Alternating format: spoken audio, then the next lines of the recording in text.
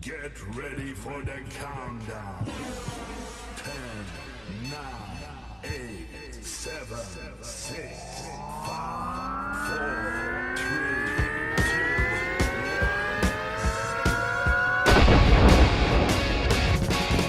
1. All right, it's time for the Voodoo Chef Podcast, where we will discuss all things voodoo from the Voodoo Studios located right here in beautiful Tampa, Florida. So to all my booties out there, if you're looking for nothing but a good time, this is the place to be. Call your friends, knock on the neighbor's door, and let them know it's time to party like a rock star for the next hour. Join me and my guests and learn to voodoo like we do as we discuss our faves and the voodoo that we use. I'll put our guests on the spot as we ask for their top 3, and make sure and listen as we discuss some of our favorite war stories from the kitchens we've worked in.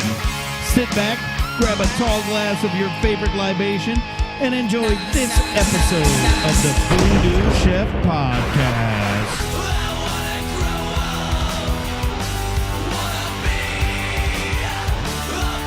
What's going on, Voodies? We're sitting here in Voodoo Studios with none other than Jason Morey of the Slippery When Wet Band and the Lovesick, my newest favorite band. Make sure you check them out. Joining us today is co-host Eddie C., Ed Carmack, the one and only. And no spelling bee jokes tonight, buddy. We're going to rock star. So sit back, relax, enjoy this episode of the Voodoo Chef Podcast. This episode of the Voodoo Chef Podcast is brought to you by Outback Steakhouse. No rules, just right. Make sure you stop by Temple Terrace Outback. See our boy Brent Brown. Grab your steak and all-you-can-eat shrimp dinner starting at $15.99. Here we go. What's going on, guys? Not enough. I couldn't look you in the eyes during that, bro. We would have just both started laughing. All right. So, Ed, what's going on, buddy?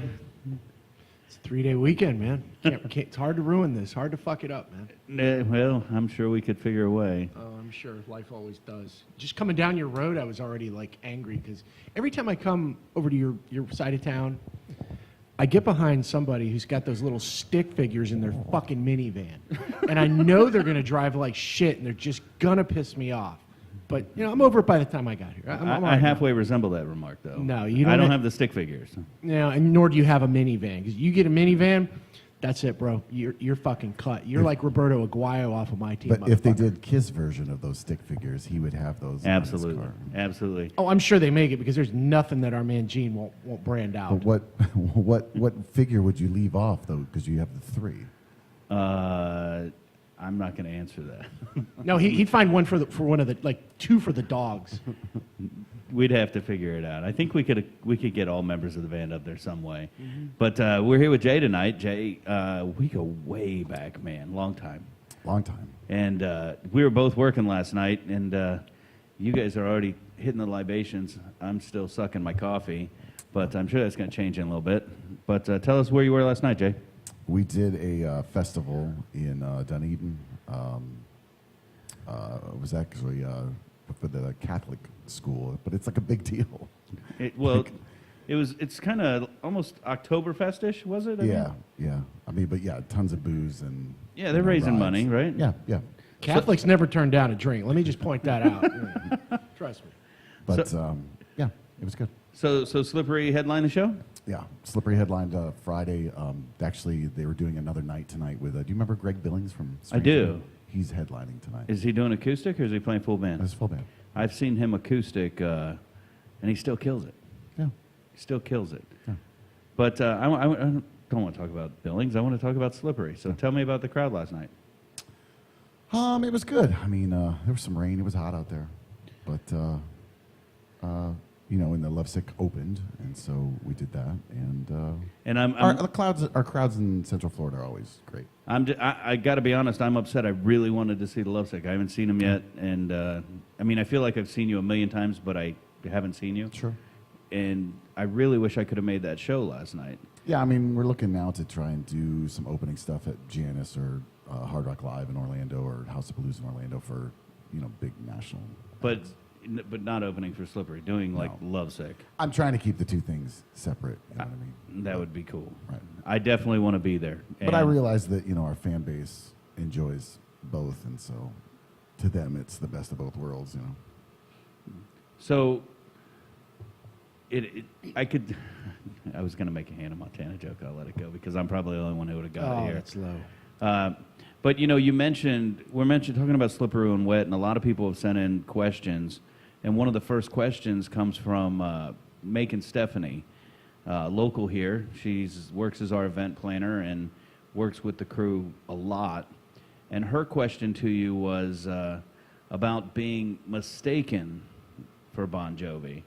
And it says, what's the most embarrassing or best story you have about being mistaken for Bon Jovi by a fan?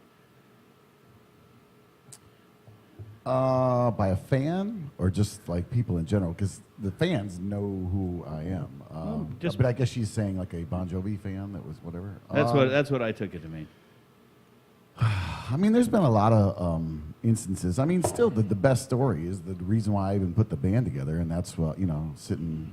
That's what I was going to follow up with because I've only read it. Yeah. I mean, when we get together, we don't really talk about that stuff, but it's something I'm interested in to share that story. How did it come about? I went to, this is when I was living in Orlando. This is 2002, yeah. And I went to see Dave Chappelle at Hard Rock Live. I looked out and I got front row seats to the show. And I could tell during the show that, he's making eye contact with me and whatever. And like creepy eye contact? Well, I was ready to give him my number is really what was going on. But after the show, this big guy comes to the edge of the stage and says, "Hey, Dave would like to meet you. Would you like to meet Dave?" And that's all that was said. So to be honest, what's going through your brain at that point? You had no idea why he wanted to meet you. And you just said he's like staring at you the whole show. Right. I mean, any inkling? Well, look, before that, people were coming up to me because, I worked at House of Blues then and, wanting pictures and wanting, whatever. And so I didn't completely lean to that's what it was, but I thought. So people were maybe he doesn't think. People were already saying to you, dude, Yeah. you kind of favored John Bon. Yeah. So I go backstage. The way to get to the green room at the Hard Rock Live, you have to take this elevator up. So we're standing at this elevator with these two massive bodyguards and this manager. And one of the bodyguards turns around and says, "Hey, man, I grew up on your music." And I was like, "Oh, shit."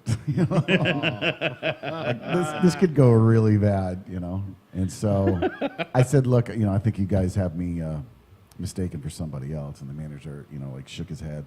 And the way the story goes, he was booked on Howard Stern the week before with Bon Jovi. And the way Stern did his acts then is he brought one out and brought the other one on. And so they literally just passed each other in the hallway, and he never got a chance to talk to him. And so he thought now is the chance that, he can actually, say some stuff to him. So he said, "Hang out here." He goes, "Let me go, inform him of what's going on." He goes, "I'll bring you up here in 5 minutes." And then he brought me up, and I come around the corner, and he's laughing, pointing at me on the ground, Bon Jovi, and this and that. Hi to the bejesus. And that was going to be my next question. I hear, you hear those rumors. We talked for a while. Really nice guy, really intelligent guy. But yeah, and I walked away that night going, all right, this is the sign. Put the band together, and we played our first show, 4 months later. And so. That quick? Yep. Were you already jamming with these guys? Yeah. I'd had an 80s band that I was doing, 80s and a 70s show that I was doing that I actually left Tampa for. I started it here in a band, Disco Inferno, that used to play over at Storman's Palace in Jackson's. Jackson's? Right. Yeah. So Disco Inferno was your band? I was one of the singers for it. And then when it got too big, I could either gone to New York City and been in the B band there or the A band in Atlanta. And so I think you know what I chose. But you say been in the A band or the B band, does that you got to be the A guy? But is this like, it almost sounds, in my world, like a franchise. So it's like it is. Yeah, Perfect World. The same guys that did, who are now Steel Panther, when they were Metal School and all of that is through Perfect World. The Boogie Nights, who are the biggest, used to be the biggest band out in the West Coast, the disco scene, and played Vegas all the time. Same organization. So that's pretty cool. So Dave Chappelle mistaking you for John Bon leads to you starting what a business you've now had for how long? We're 14 years now. Now, you say you already had a band in Disco Inferno. Yep. I know the bass player is not the same. I know Jimmy just recently joined you, but was Correct. Anthony with you the whole time? Nah, he's been with me 13 years. He got in a year into it. And this is year what? What, that we're in now? That you've had the Slippery When Wet? 14 years. Wow. 2003. That's insane, man. Time just flies. I can't imagine doing anything for 14 years. How the fuck have we been teaching for 20? I don't know, bro. I quit teaching last week.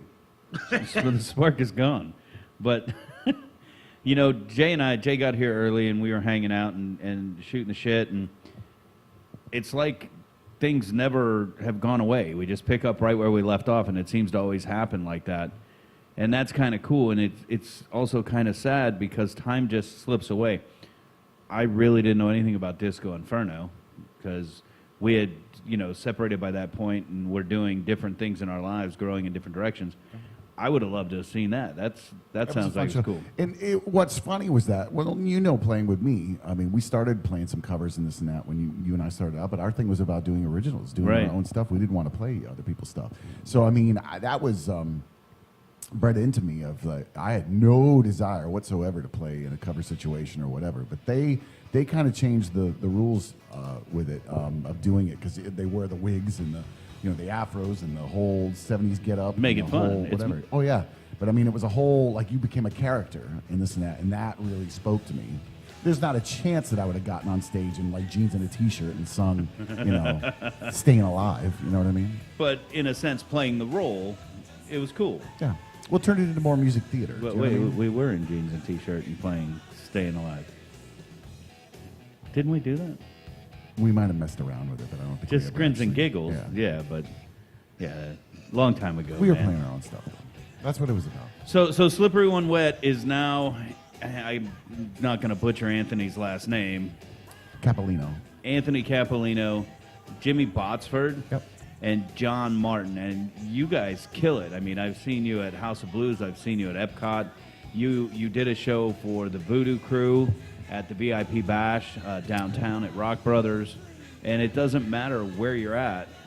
It's a great time. I mean, that's what the show's about, and that's the great thing about Bon Jovi. I mean, we picked the right band. The anthems and the way it, the crowd interaction and whatnot. It's the right band. Now, I know some of the badass places you've played. I mean, you've gone overseas, correct? Yeah. Tell us about some of the coolest places. We've done Singapore. We've done Africa. We've done. We got to deal with Hard Rock International, the resorts, and so we do the Punta Cana, the Cancun, Riviera Maya, Puerto Vallarta. You've done a played couple of Ecuador. cruises? We've done Honduras. We've done. I don't know. Haven't Puerto you done Rico. a couple like cruises? Oh yeah, we got to deal with the Royal Caribbean Cruise Line, and so we do about 8 to 10 of those a year. We got one coming up for New Year's Eve. We've done the last New Year's 3 Eve. years. That's New Year's Eve. insane. And then you've played for the troops? Played for the troops. Yep, that was the Africa show. What's that like, man? Playing for them, it was great. You know what was funny is, they enjoyed the music and they enjoyed the show, but what they loved more than anything was just being able to talk and hang with us. You have to think these guys have been stationed at this one. So the place that we played was in Djibouti, Africa. And what? Djibouti. Don't make any you Beavis want and that again? Butthead jokes over there, pal. So we that experience, even though that place is living hell. Djibouti, Africa. I've heard. Of any place rough. that I've been to, I mean, it's just hot as hell. There's nothing there, you know. And when they tell you Africa hot, it's not like that desert heat. It's like, think of the heat the way it is here, you know, but just, Magnified. 110 Yeah. degrees. you All know? the humidity, even more heat. Yeah. Just And so think of these stop. guys wearing all this gear and all this, wearing all day and doing whatever. But so these guys were from Kentucky because the way they worked each one of those bases is they bring one whole unit in for 9 months from one particular base. And so, but these guys were just so happy to see other faces and hear different stories and whatever. But hanging out and having drinks with those guys. And we met members of SEAL Team 6 on that trip. That's fucking cool, man. Had drinks with them late at night in their private bar. That was amazing. Was this pre-raid? Post. Post-raid? Mhm. So did you ask hard Oh, yeah. questions? Yeah. And they tell you, Yeah, it was great. Can you repeat them, or they're going to hunt you down? They're going to storm through the door What right do you now. want to know? I mean, Dude, the guy who just kinda- shot Bin Laden wrote a book. I'm pretty sure there's nothing left under that stone at this point. But Were they badasses? yeah, well, what was funny is you had all these other people that were stationed here that were just regular troops, but they let SEAL Team 6 like ride motorcycles at 2 in the morning and have guests in their barracks and do all this different things. So those guys are kind of like outlaws Oh, in their yeah. own little way. Yeah, they had their own rules, their own whatever, but it was cool. I mean, that part of it was cool. But yeah, we did 5 days there and it was brutal. It was crazy. The day we left, it was 112 degrees in Djibouti, all right? We boarded a plane and took a 40-minute flight to Ethiopia. We got off the plane in Ethiopia, it was 65 degrees. Wow. Think of that. It's like a 50-degree swing. Right. And it's not that far. 40-minute flight. But the way Africa works, if you look at it, it's really hot on the top part, and that's where Djibouti is, and it's really hot on the bottom part. But in the center there is some grassland, and Ethiopia happens to lie on that. Did you remember all that stuff back in the day of Ethiopia, the people starving and doing whatever? Right. There's vegetation there. Maybe it wasn't that. It's not what they taught us in the books, man. Which If they were telling That's the Djibouti, birthplace of coffee, man. Yeah. So they say. not this. but no, not that this was guy.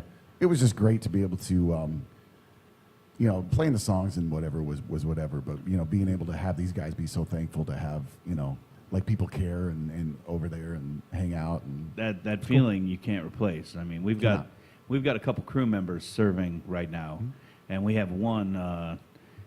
I think the only thing he told me was he's in Afghanistan. He can't tell me where. He can't tell me what's going on, and he's been gone for about 4 to 5 months. And every now and again I'll get a pop-up text or email just to, hey, we're all good. Yeah. Send some voodoo, and so we send it to some base. I don't even know if he gets it or not. And then we have another gentleman in Germany. And, we appreciate all those folks taking care, especially living here in Tampa, growing up in Tampa, McDill right there. You got to take your hat off to all those people doing what they do so that we can sit in this room called Voodoo Studios, hang out, shoot shit, and Exactly. just hang Those out. are my heroes. I'm the zero. Definitely a zero compared to those guys. I definitely want to come back to your travels because we're definitely going to talk food. We're definitely going to talk food from around the world. But I want to know more about Slippery. So last night's show, your first show, 14 years ago. Yeah. How many people were there? 50. 50. That's insane. Because last night you were telling me at a little Dunedin festival. How many did you have there last night? 350 maybe. 350? 400. And I remember seeing you at House of Blues. There had to be over 1,000 people there. Oh yeah, we generally do 1,200 to 1,500 there. But Just- I mean, that's like our base. That's our. If you want to see us like pumping it on all cylinders, and that's home. That's home.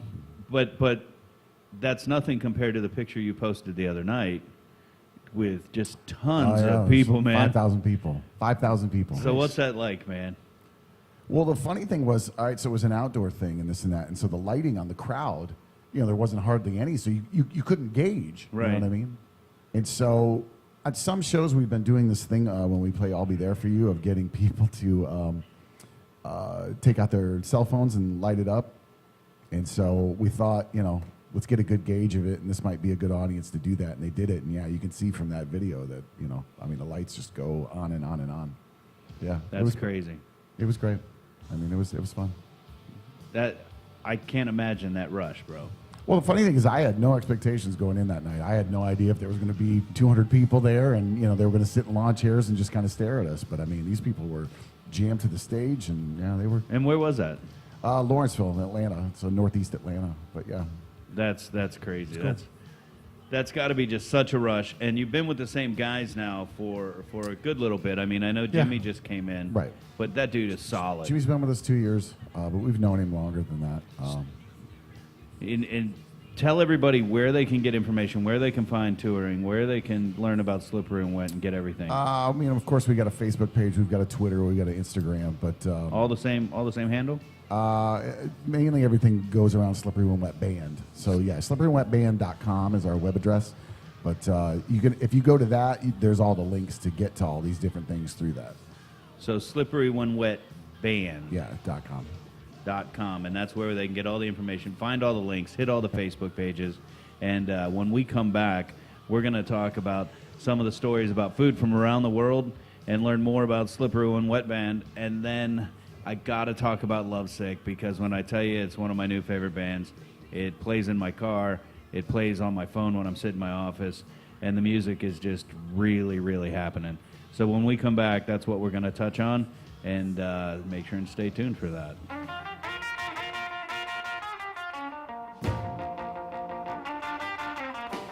That's right, guys. It's all about Johnny B.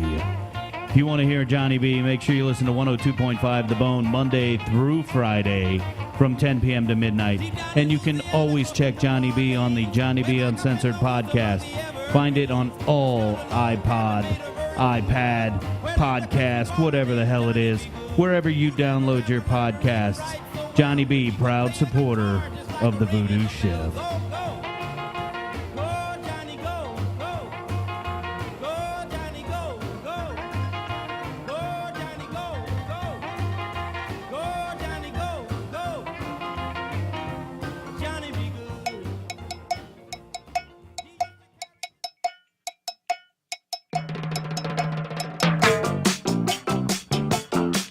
Volvemos al Voodoo Chef Podcast. All my friends know the low rider.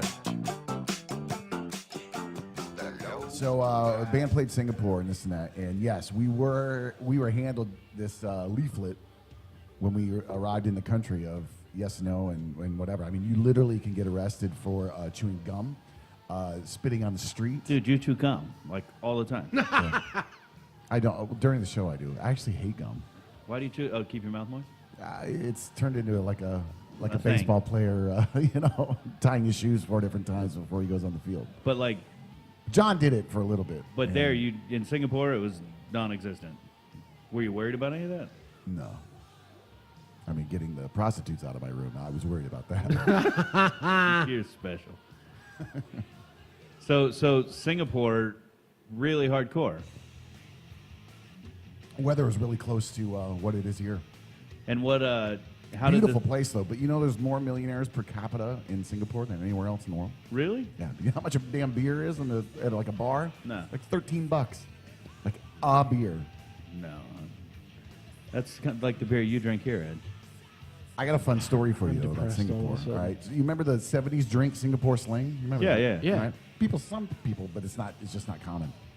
So we went to the hotel bar that it was created at, and it looked like something out of like Indiana Jones, like the bamboo, fans and whatever. So the funny story about this place was tigers used to run rampant in Singapore, and much like, let's say, deer here, there was a license and whatever, and if you saw a live tiger that was roaming or whatever, you could take this thing down. Well, they evidently got to the point to where they had to get away from doing that. But inside the lobby of this hotel was the last publicly shot tiger inside the lobby of this hotel. Can you imagine? Jeez. Like checking into your hotel, and tiger walks in, Oh, God. No. It's an interesting day, right? That's a fucked up day. But that was like, I think it was late 60s or something like that. So, I mean, that's really been the fun of Slippery, of being able to travel and get to see all this different stuff that, we wouldn't have necessarily a chance to see. I think that's badass. I mean, I'd love to have seen some of the places you've seen, but I got to be honest, you wouldn't get my ass on a plane to do that. So, To get to I'm happy Singapore for you. Yeah, we flew to Tokyo, and then it was 16 hours. I didn't tell you, and I have the story of we flew and did an island called Diego Garcia. It's just a military island. It's out in the middle of nowhere, and our plane almost crashed. Dude, you would have been a legend. You could have been somebody. That would have been crazy. That's insane. Hey, dude, let's talk Lovesick, because I keep saying that I listen to this music, and you got to think like I'm like fucking queering out to you here when I talk about this. Well, we wrote these songs that hopefully have people enjoy them, and so. And I just want to, if it's all right with you guys, I just want to let this play out. I want to play. I think it's the first cut off of Breathe Baby Breathe EP, Shouting Love.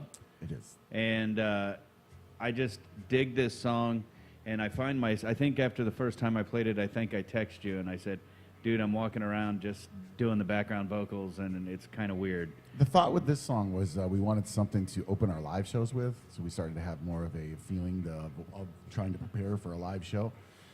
And we felt like we wanted to have something that would be a decent opener to kind of, and whatever. And that's kind of the song. The song is about the live show. The song is about the live interaction. You know? And did you open with this last night? We did. And how did it go over? Good. Do you I mean, people like the song. It's a great song. So let's check out Shouting Love right now.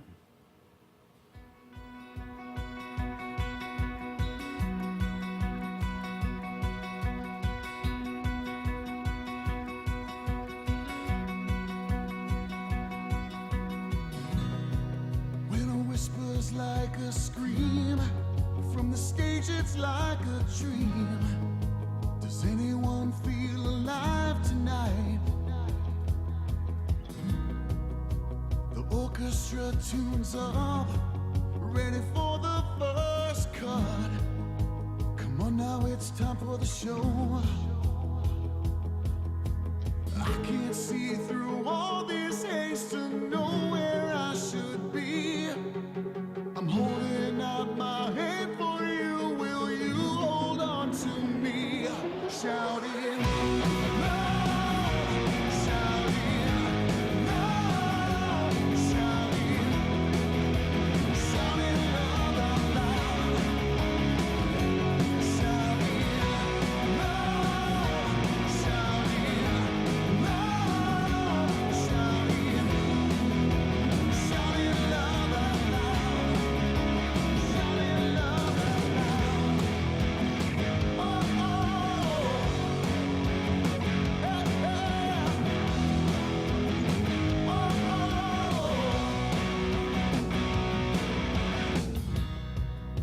The numbers form a crowd, together shouting love out loud. Such a sight to see. To your places now, it's time for the show to come alive. Can you feel it in the air? All I want is to join us all in complete harmony. Come on board now, all you people, you are finally free. Shouting love, shouting love, shouting, shouting love out loud. Shouting love, shouting love, shouting, shouting love out loud. Shouting love out loud. Oh, oh, hey, hey. Oh, oh.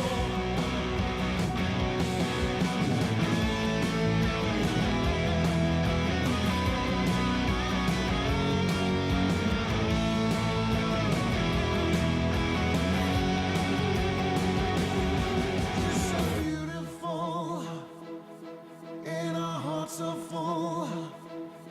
Cue the sounding lights. Do you feel alright? Shouting love, shouting love, shouting, shouting love out loud.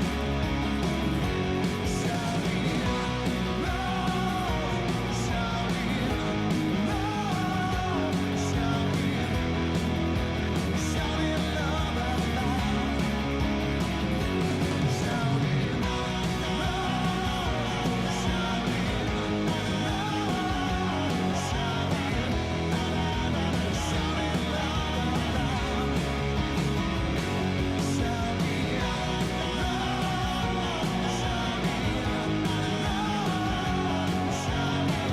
This is my favorite part right here with those background pieces. And It was the last thing I rated.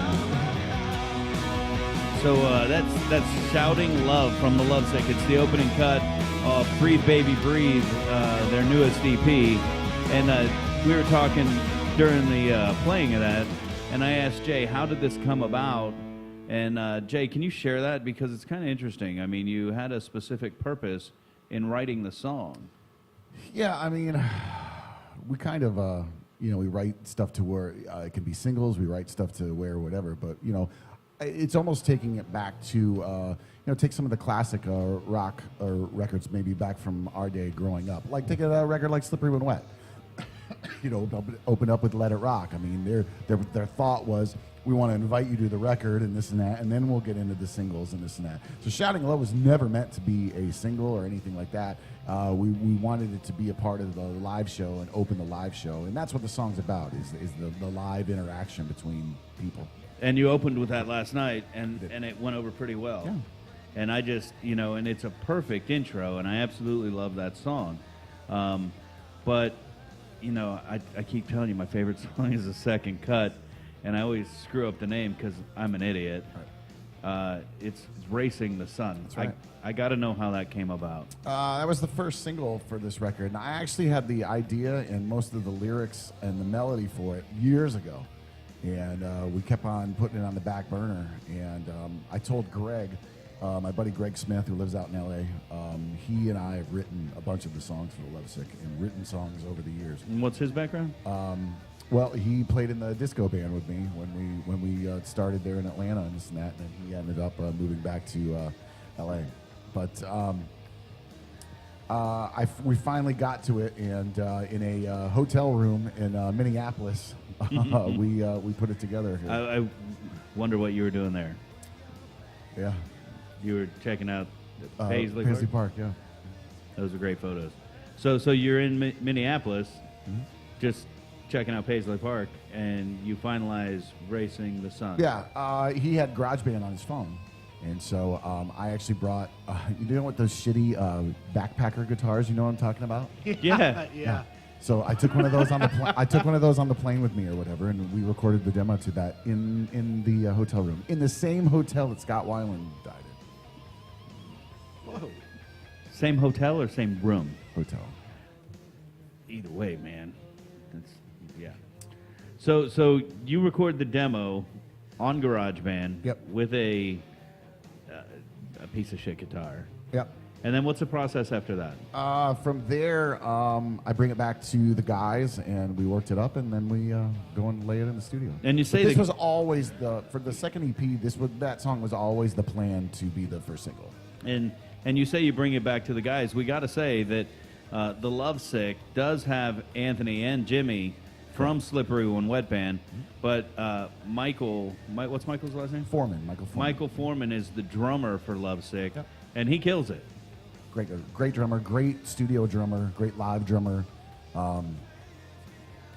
He's just not afraid of the click in there. Do you know what I mean? He's going to go all off, but he's still going to stay with that click. You know what I mean? And Yeah, that's awesome.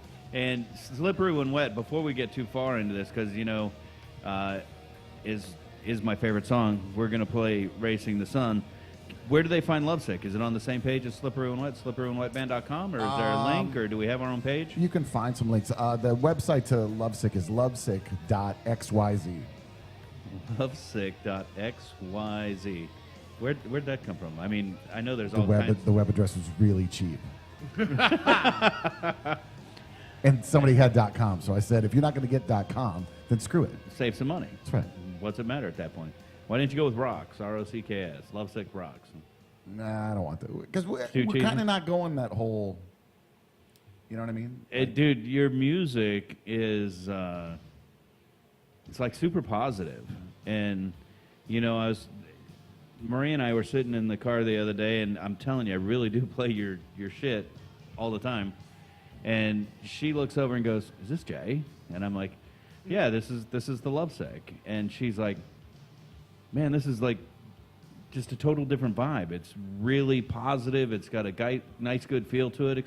Talk about that a little bit. One, I'm a positive person to begin with. my thing has always been, and it's funny, the Beatles and John Bon Jovi has both said this in interviews that, they didn't want to write the downer song. That, they always wanted to write something that had a positive, something that, they could work off of and whatever. And I maybe adapting even just through being fans of them, I've held the same thing. I feel, just try to put it out into the universe. The more positivity you can put out there, I believe it also comes back. And so if I can make somebody feel good for 3 minutes and 30 seconds, you know what I mean? I want to do that. That we were talking, and we're talking about art and how it's perceived different ways, and it doesn't matter who's listening to your music. If they're getting something positive, some good feeling, that's got to be awesome to know that you're having that impact on somebody. Well, and not to mention too, in a lot of the writing of this EP and when things were coming together. I mean, I don't know if you've checked out The World lately, but it's a pretty scary place. I don't. You ain't shitting, brother. Dude. And so, and especially I would say that's very heightened in the last year. And so, my mind went to, well, we can either go this way with it and whatever, or we can try to just kind of, have music be a soothing thing through that, as opposed to, And it's super good. It's super fun. It's got a great feeling. And I, again, really disappointed I didn't get to see it live yesterday. And I'm glad you chose that direction instead of the other. Back in whenever it was, I suck with dates and time. You introduced me to a lot of different bands. Everybody should know Skid Row and the big Youth Gone Wild. But first time I heard this song was with you. Yeah.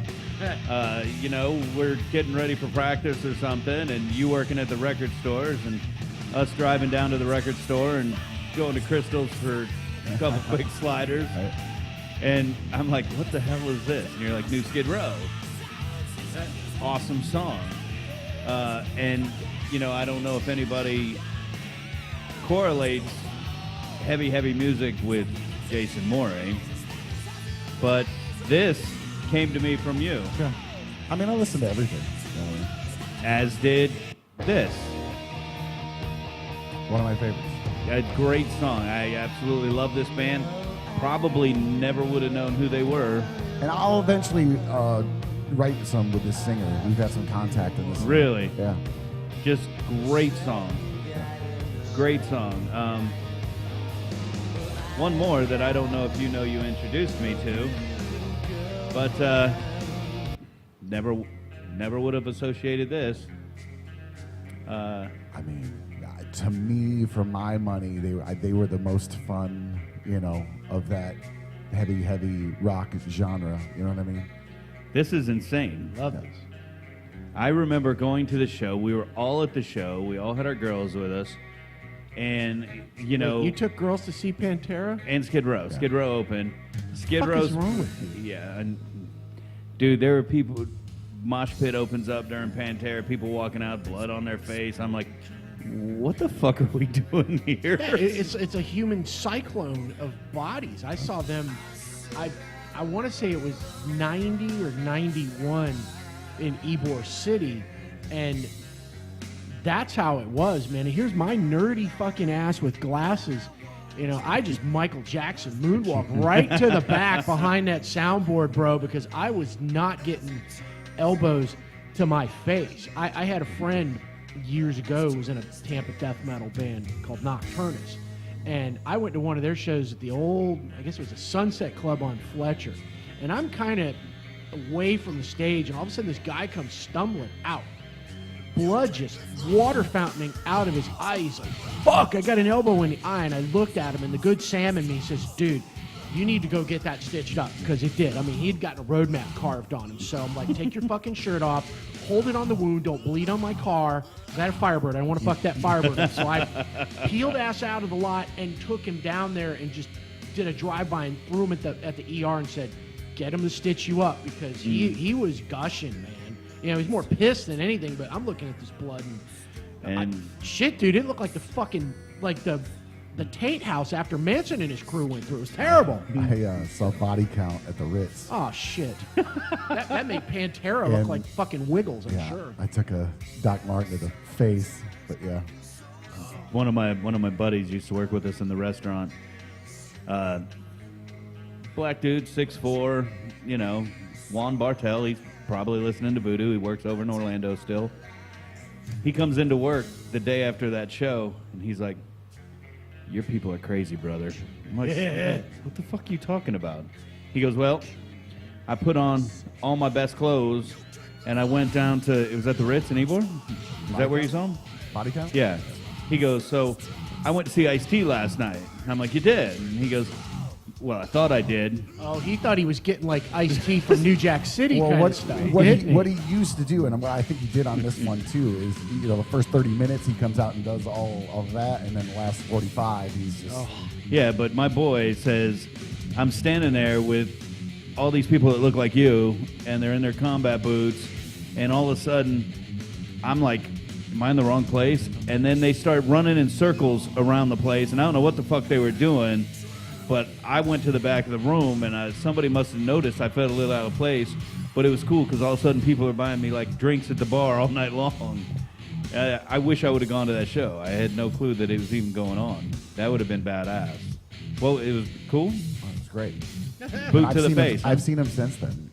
Really? They did Lollapalooza that same year, and then I saw him last year. They were at some festival in Atlanta I think that's on a side stage, and yeah, it was That's the great. coolest thing. I'll talk to you and I'll be like, "What's going on?" You're like, "Oh, I just got back from. I think you flew to Seattle or something." And I'm like, "What the fuck you going there for?" And maybe it wasn't Seattle. And you're like, Probably somewhere. Was it Blue Oyster Cult or somebody did one show or No.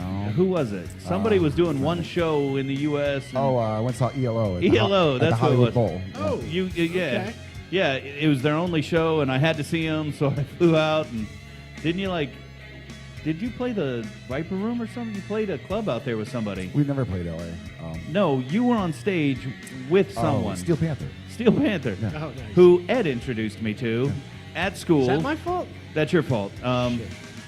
We're at school, and he's like, "Dude, you got to watch this video." District Computer opens it up.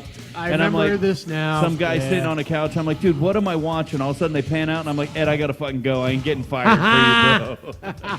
Community property. So you played with Steel Panther in L.A. What was that like? Fun. I mean, those guys are always fun. This was back when. They were the. They worked for the company that I worked for years ago, and this and that broke away from them, and then they were known as like the kings of Hollywood. Of like they would do a Monday night there and pack a club out on a Monday night Really?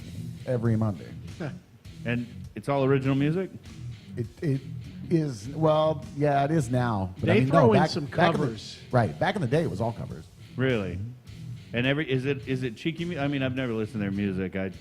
You'd like it, but I mean, every song is silly. It's about And they're all filthy. Tongue in fucking or cheek, cheeky. pussy or. Hey, one of my favorites is Gangbang and the Old Folks Home. Yeah, That's all you need to know. that's great, man. It is fantastic. You know. I got to go into the studio with Ralph, the singer, when they were cutting this last record. He was laying some vocal tracks there when I was out there to see ELO. And you just went in and hung out with them? That's super cool. I can't wait until we're talking about your album hitting it like that and going nuts. Hell yeah. And I think this is the one that's going to do it, man. Racing the Sun, my favorite song off Breathe Baby Breathe, the EP from The Lovesick.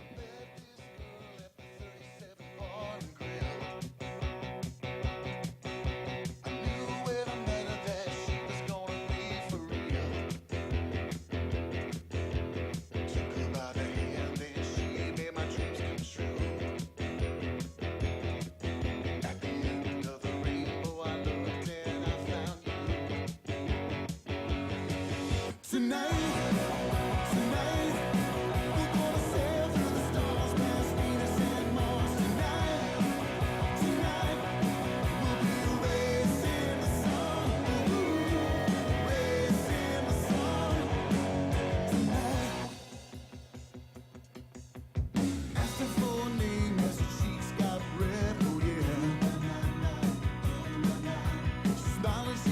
that she was looking for a man, oh yeah. I told her I was open and I'd love to see just what could be. Buckle up, baby, and come and take a ride with me. Tonight, we're gonna sail through the stars past Venus and Mars. Tonight, we'll be racing the sun. Ooh, racing the sun. Ooh, racing the sun. Tonight, I've never felt this fast this way. When you need all night until the day.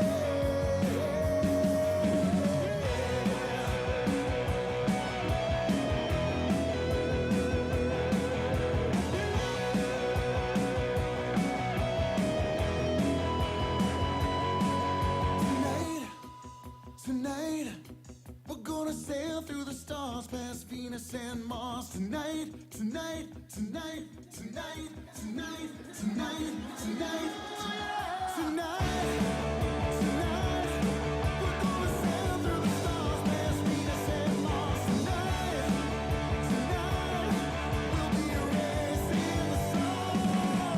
Tonight, we're gonna sail through the stars past Venus and Mars. Tonight, we'll be racing the sun. Ooh, racing the sun. Ooh, racing the sun.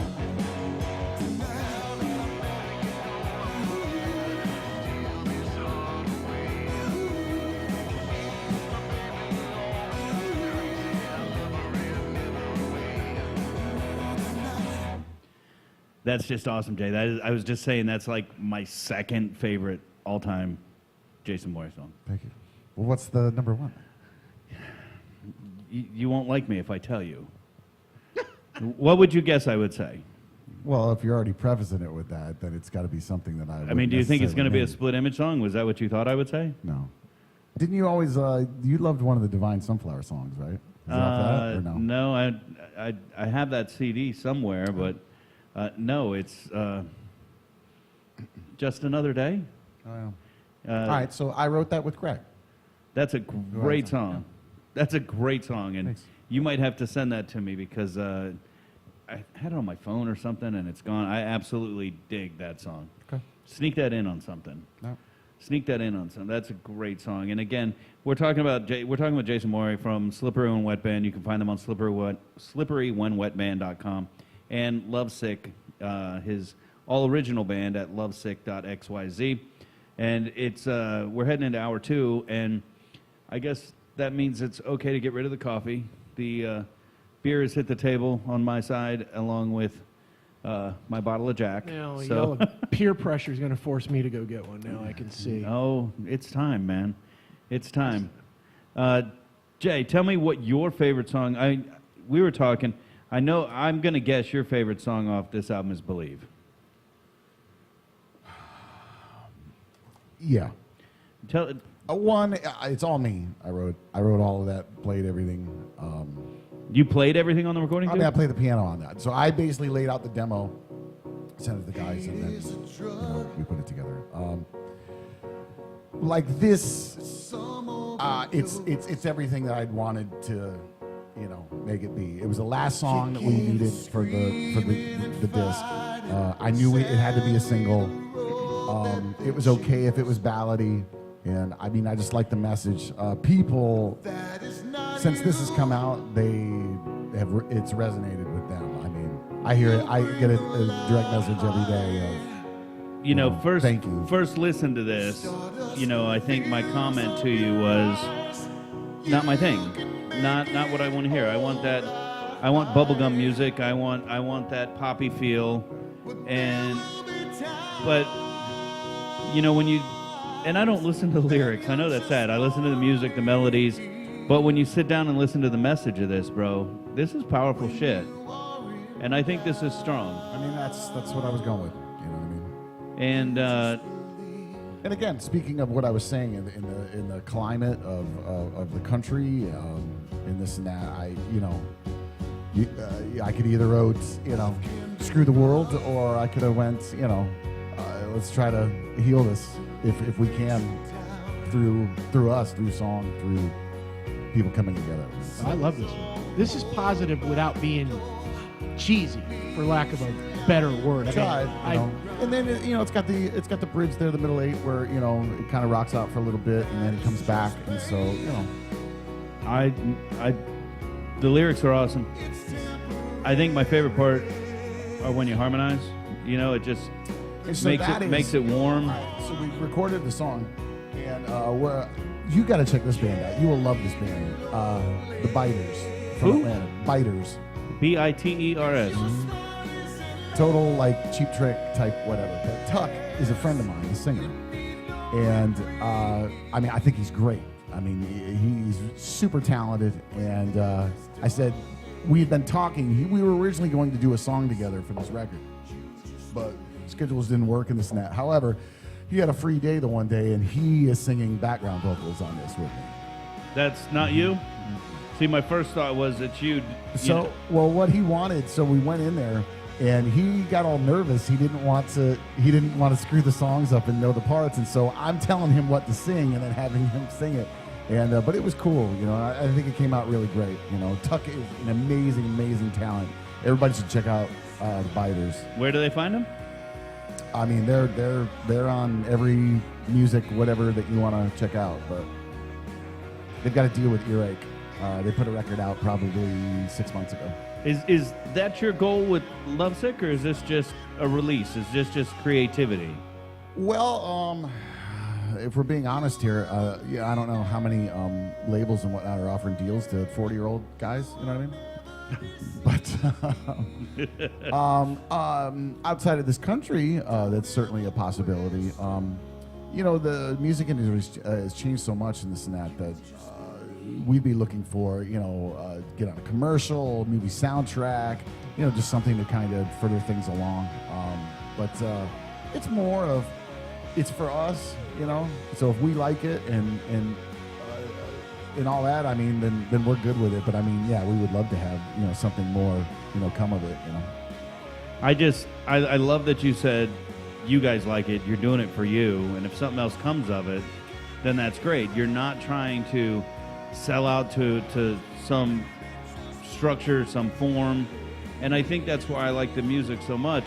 You can feel the passion, you can feel, your heart in every song, and at first I thought maybe it's because I know you, but the longer I listen to it, and I'll play it in places, and people start saying, hey, who's that, man? What song is that? And, I'm proud of the music you're putting out. I think it's awesome, and I hope you find that deal or that whatever it is you're looking for, because I think this music's awesome, bro. And we just had more beers crack. So the newest release off this album, you're getting ready to film a video on Monday, correct? Correct, yeah. And really with this record and where we're kind of going with things, I get it that, it's definitely pop rock type, whatever. I just happen to be a fan of all different things, you know what I mean? And so, but I see it's a good thing that I'm into commercialized music as well. So it's not a stretch for me to write something like Racing the Sun and have that be whatever. But other people would look at that as, that's commercial, it's pop, it's. Is there something wrong with that? To some people, you know what I mean? But even, you got to be a super badass to be like go against mainstream and be that 1 in a million that hits it. But once it hits it, you're pop like everybody else. The state that I'm in now, I want my melody stuck in your head. I don't care if it rocks you or whatever. I want the melody stuck in your head. I want it, and hopefully we don't have to do it in a rap type of way where it's the chorus 50 times over in a song. Hopefully, it can take you there in another way. Dude, I think you're doing it. I do that every week. On Monday, 2 days from now. Yes. And by the time this posts, this video will be posted, and they'll be able to find it on your site, the Lovesick. Yeah. Lovesick.xyz. Correct. Your Facebook handle is the Lovesick Band. Correct. So's our Instagram. So is Instagram, but you're going to be filming a video. And not to mention, all these songs are available on any streaming service, wherever you can find music or wherever you listen to music, it is available on there. And this is the song that's coming out. Correct. Now, this song has a really interesting story. This should have been on our first EP. Greg and I tracked it in LA with a guy who did Def Leppard Slang, that record. And, God, what else did he do? Goo Goo Dolls, Smashing Pumpkins. But I hated what we laid there. And this was before we originally had a traditional just drum beat in there. And it just seemed so meaty, and it seemed so, it seemed like a Beatles song type deal, but just done, Right. And I thought, you know what? Let me try and put this drum sample loop in here. I was going to say, is that a machine? No, it's a sample. It's something that exists before. Oh, look at that. I had to look it up on Spotify. But I thought it completely changed the song. I thought it completely modernized it. I thought it gave it, it's not a ballad, but it almost gives it a danceable type quality to it. And I loved it, and we included on this new EP. It's, again, the message, I think you've come full circle, and I think you're finally in your sweet spot, and I hope you stay with his music, because this is what I want to listen to, and I enjoy it because it's yours. It's like twofold. It's win-win. I can't wait for this to come out. This will be on your website, on your Instagram. Do you have YouTube channel? Yeah. Same address? I actually don't know what that is. Because we share it with Slippery, so we put both videos on there. So they can find the link on slipperyandwetband.com. Yeah. And then when's the next album coming up for the Lovesick? So the plan moving forward, originally we were going to take the two EPs, take the best of both of those two EPs with 2 new songs, and put out a full album of all of that stuff in next month. We're slightly behind schedule. As is the rest of the world. We're looking at January. We'll drop that together with 2 new songs, 2 new videos, and then we'll go in and record a whole new EP in the summer. All new songs? Yes. That's pretty cool. So you got Slippery, you got Lovesick, you've talked about John Lennon, you've talked about John Bon and how he's just kind of become part of your life and maybe influencing in a way like that. What are some of your other musical influences that major impact on you? I listen to a ton of stuff. As far as this EP kind of goes and kind of where we're taking the sound, I mean, like I told you I saw ELO at the Hollywood Bowl. I'm a huge ELO fan, and not so, even just so much for their songs, but the way he does production and this and that. That's really what I've gotten into a lot more over the last couple of years of, seeing how different bands and stuff, when they recorded and they added different effects and different whatever, to try and add so much, the idea of 4 guys going into a studio and just banging out a rock song, of 3 chords and doing whatever and just leaving it at that. That doesn't interest me whatsoever. I want to create, and so ELO a lot. But when people ask me what this sounds like, are you familiar with a band called Neon Trees? Yeah. Yeah, that's what do you call it? Everybody Talks. Yeah, Everybody Talks. Yeah. I mean, to me, our stuff kind of sounds something like that. But I mean, I listen to a ton of stuff. I'm a huge Prince fan, huge Bowie fan, Beatles, Stones. So we just had a question come in because I putting this out on Facebook and on Instagram that you're here, and William Workman, professional educator William Workman. Hey. I don't know if you. That sounds like a fake name. No, William Workman. You've met William Workman. You met him at the Voodoo Bash. You actually hooked me up and set him up with tickets to see you in Orlando. his wife is a huge Bon Jovi fan, Yeah. and now she's a huge Slippery fan. Great. And he wants to know, I just want to know if Jay has ever played with or met or hung out with John Bon. I met him You once, actually in Tampa. Really? Wow. What was the event? He put out a solo record in '98. Yeah, yeah. And he did a little radio tour, and at the where was that? Might have been. There was a. You and I might have gone there. Wasn't there a Paragon that was in Paragon. Tampa? Yeah, it's still All right. there. So it was there. Still there. And there was probably 40 people here, and you were able to ask questions and do whatever and then meet him. But This is like way before anything. no, this is 98. Oh, yeah, before I did it, yeah. Right. What was it like? Is he a cool dude? To be honest, the dude's schedule that day, he'd already done one of these in Miami that morning. He was doing Tampa in the afternoon and then flying after that to do a night one in Atlanta. This dude was tired. You know, I've heard horror stories. I've heard other great stories. Guy does a lot of work for charity and stuff like that. I mean, he's stand up as far as it comes to that. I tend to think that he might look down on fans a little bit, like not as equals, you know. But I can only imagine being in his shoes. You know, let's be honest. You know, it's a huge female fan base and this and that, and just getting fawned upon and whatever over time, it's got to get to you. What? Go ahead, Ed. No, I was just thinking that yesterday, day before, I don't even remember because days all run together. I looked and I voted because they have that fan voting thing for the Hall of Fame. Right now, they're leading it. He's leading Not it. only And- leading, like slaying.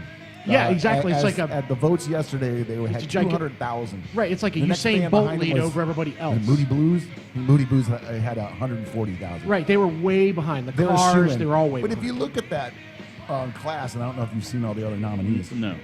I mean, it's not a bad group of, No. but it's an interesting group because there's a lot of '80s bands in there, which is strange to me. Maybe it's just that we're getting Yeah, older. well, there's like Depeche Mode and Yeah. the Cars in there. Eurythmics. And then there's one more modern band that will probably get in because they've been doing this, and that's Radiohead. It's going to be like Pearl Jam, where as soon as they're eligible, they're going to go Could be. in. And Which would seem strange that Bon Jovi and Radiohead would get in at the same time when Bon Jovi, you know, had been around 10 years Is it before that. is it really the Rock and Roll Hall of Fame?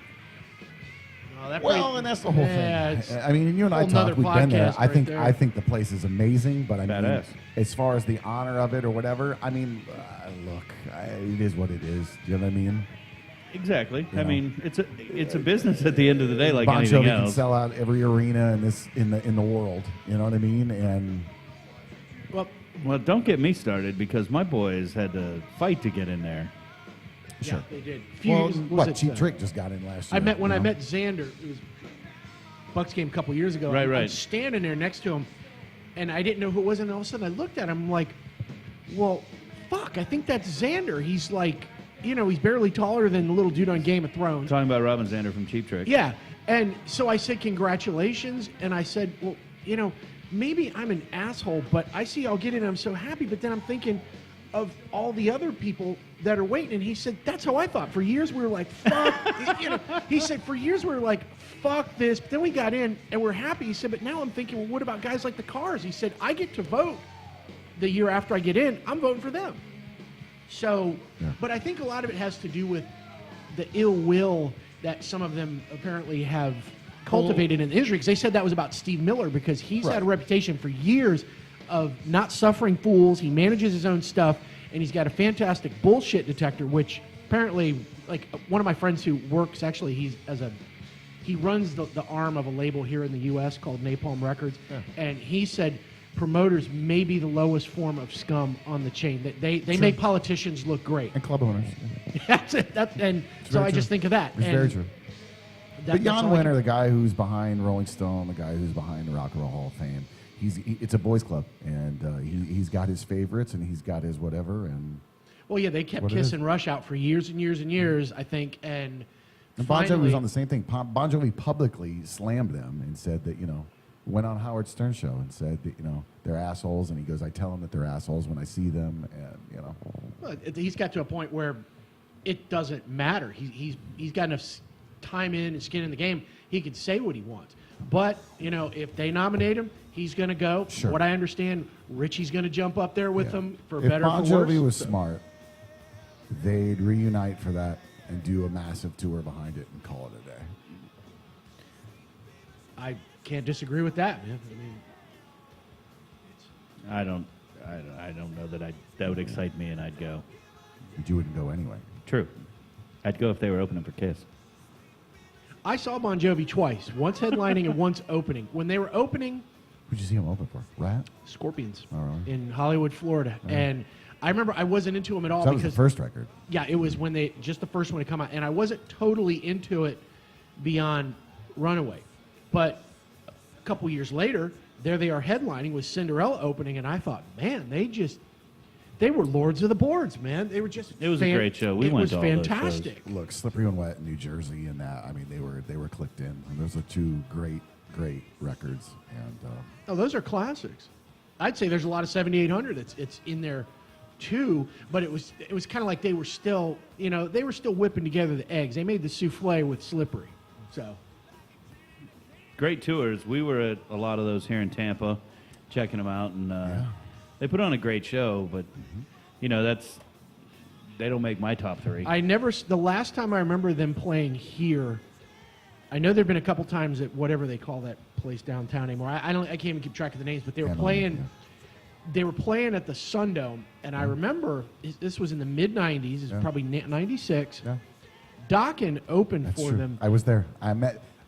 Go ahead. Really? No, I've got a story to add. I was surprised because Dokken really. I think they at least George and Don have hated each other since day one. Yeah, the way that worked, they had signed a new deal with Sony. Sony was trying to pick up all these old hair metal acts. Yeah. They'd signed Cinderella, but Kiefer's voice was gone, so Yeah. they had to end up dropping him.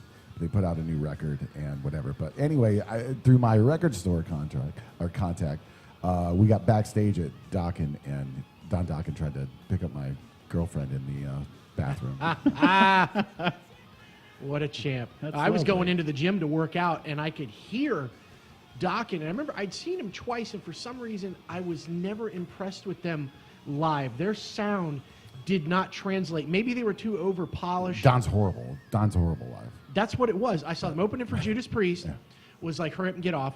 And then I went and saw them at the infamous show at the stadium where they were... it was Monsters of Rock? Yeah, they were I was third on there. the bill behind Scorpions and Van Halen and ahead of Metallica and Kingdom Come. Right. And I remember thinking they were by far the weakest act on that bill, and I had Yeah. such high hopes because I loved George Lynch. He one of my biggest influences. Their as a guitar sound player. didn't carry to that type of large type audience. Maybe in a club it would have been better in the snap. I've heard that about Do Lynch you Mob, but remember not Doc. there was a Spinal Tap moment at that show? Oh, Tampa Stadium, the Sombrero at that point, Right. was right next to the airport, and George Lynch's wireless was getting air traffic signals Was it really? through it. Yeah, I may have tuned out by then, but Yeah, that's pretty funny. I thought It's they true. were horrible at that show.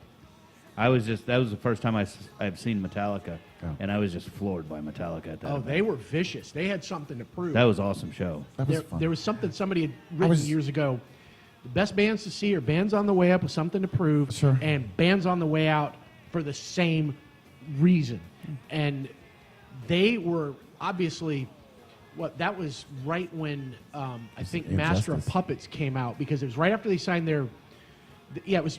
and Justice was out because Was it? that was '88. Because Okay. Van Halen was You're right. promoting OU812. So Yeah, but the Injustice tour came after that. Yeah. Because I Right. immediately bought tickets as soon as it came out. That was incredible too. That was the show with the famous Lemon War. You had to remember that. but for the people up top, We to were the- on the field. There was yeah. about 8-10 of us who all went. Started drinking at 7:30 in the morning, and were just way out of control by later that night. But I Well, think it in was hot as between, hell. in between the Scorpions people are and in Black Dawkins, Rock concert T-shirts. Yeah, people started throwing 98, yeah. the lemons out of the lemonade, and then people started throwing shoes, Yeah, hot I dogs. saw everything. Yeah. Then going on. I was shielding the girl I was with. Yeah. And then I'm standing behind my friends who all were active participants in this shit. I mean, it was fucking Braveheart at that point, man. Just throwing spears. I just remember I was so excited to see Van Halen, but after sitting out in that, your ears can only take so much, dude. There is a thing as ear fatigue, And Oh, it was. once By the end of that day, it was rough. Once Van Halen hit, I was just like, done. I don't even remember Van Halen. I remember. And I love Sammy. that record. I loved OUA. That I remember. I love When It's Love. That was one of my Wimp Ballad moments that I thought was Great song. fantastic. But It's a great song. have you had a chance? Did you get to see Van Halen with all the lead singers? Did you see Gary Sharon? No. You're an Extreme fan, Love too. Extreme. How did you not see Van Halen with Gary Sharon? I didn't like that version. The album. I've never heard it.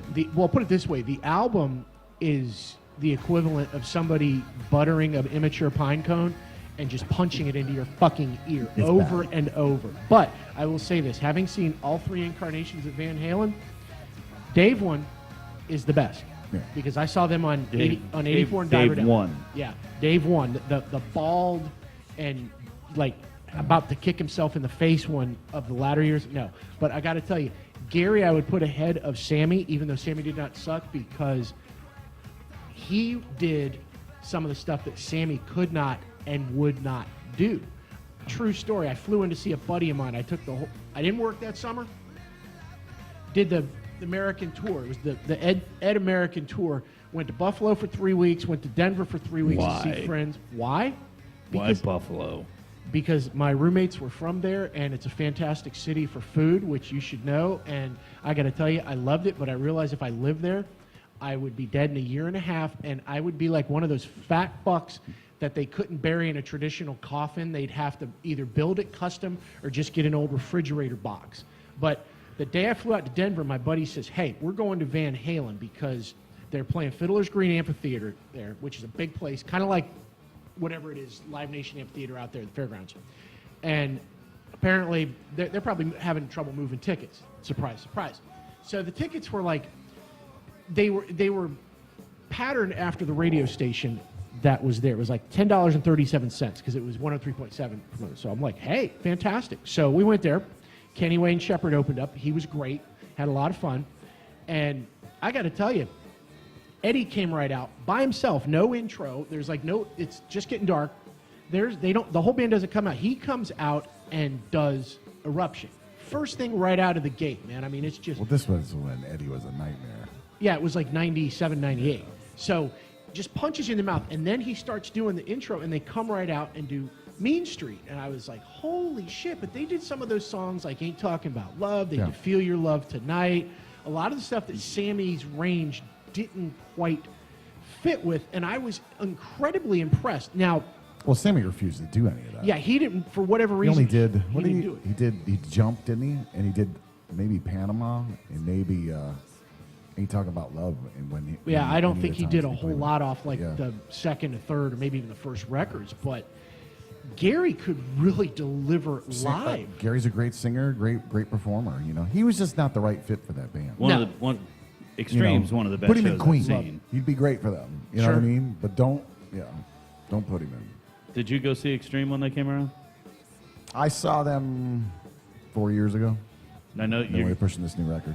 you're gonna have you might have a slight heart attack when I tell you this. Tony bought me a ticket, and we went. That's so Dude, awesome. it was phenomenal. Yeah. It was. I've never seen him, and What it was the show was phenomenal, or the fact that Tony bought you a ticket? both were a pleasant surprise. Both were a pleasant surprise. So, but I thought they were just incredible. It was loud as shit. Did you have some things framed in here? Is that ticket framed in here? No, because Tony didn't actually buy it. A friend of his did. See, there's always a loophole. But I got to get back to something here that's been spinning in my mind since you talked, because I'm like Seabiscuit. I get one thing and that's it. Most of us, like if we're into music, and for all of us sitting here at this table, music is not wallpaper in the room. It is the fucking room for us. That it just always has been. I think I can say that. And I can hear from you, and I think I'm reaching, that probably your earliest influence that really got you towards your path was probably the Beatles. Or would you say it was something or someone else that you heard? I mean, I was into music early as a kid. I started buying records and stuff in 45s when I was 6, and so. But my uncle, the Beatles were his favorite band, Really? and he would make me, remember the TDK tapes? You know what I mean? Like the 100-minute whatever. TDK and Maxell, cornerstones of our youth. He, he put a bunch of his vinyl. He was one of the type of guys that he owned like 3 copies of each Beatle record, one that he kept sealed, one that he opened and played, and one that he like just opened, like for real. Wow. For real.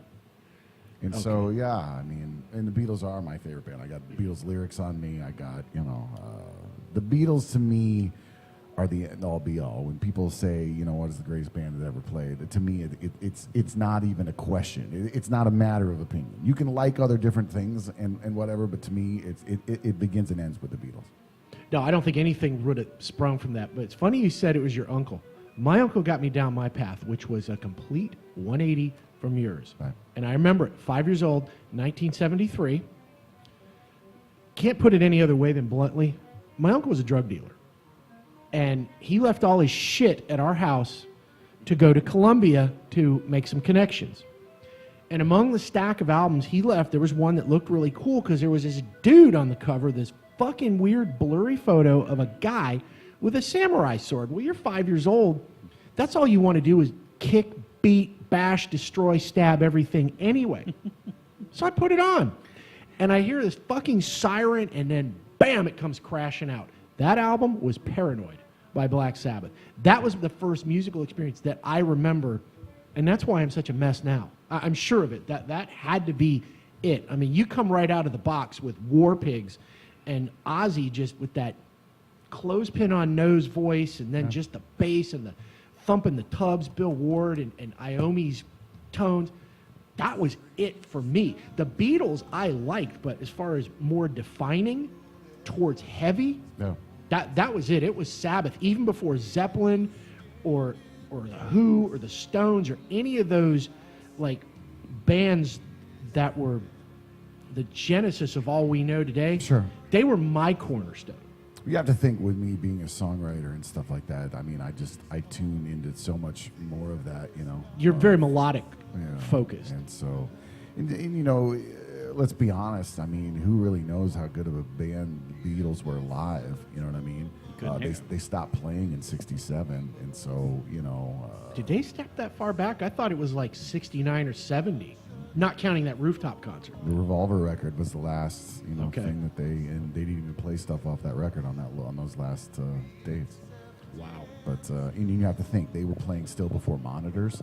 They were, all the stuff that they were dealing with or whatever. But let's be honest. I'll even say this. If we're talking a live band, and let's say between the Beatles and the Stones, I would say the Stones are a better live band. However, I would say the Beatles are a better band as far as albums. And, Well, they set the songs standard. And, They set the standard. I mean, they were just, I just saw this Stones exhibit out in Vegas that's traveling. yeah.